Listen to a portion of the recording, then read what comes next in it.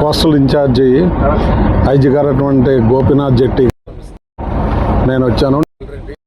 దాని తర్వాత వెంకట శేషయ్య, ఈ కొత్తపట్నం సిఎస్ అందరమే టాస్క్ ఫోర్స్ని సపరేట్గా పెట్టారు. 3 బోట్లు పెట్టి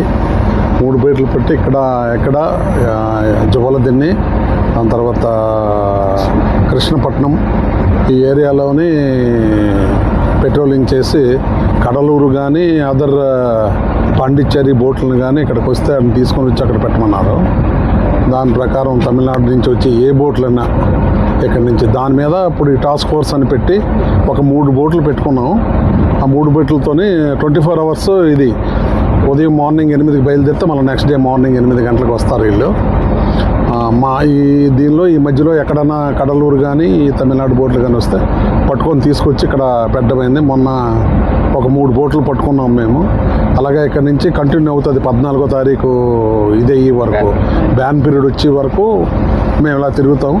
దాని తర్వాత ఉన్నదాన్ని ఎలా చేయాలన్నదాన్ని ప్లాన్ చేసుకొని ఎప్పటికప్పుడే ఏ ఏరియాలో తిరగాలన్నది లోకల్ ఇన్స్పెక్టర్లు, మా మెరైన్ ఇన్స్పెక్టర్లు ఇచ్చిన ఇన్ఫర్మేషన్ ప్రకారం మేము ఆ విధంగా మేము చేసుకొని ఇన్ఫర్మేషన్ పెట్టుకొని పట్టుకోవడానికి ట్రై చేస్తాం.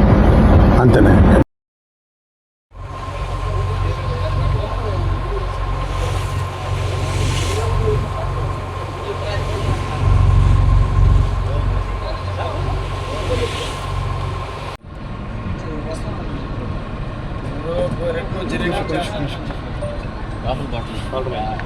పెట్టేమంటావా?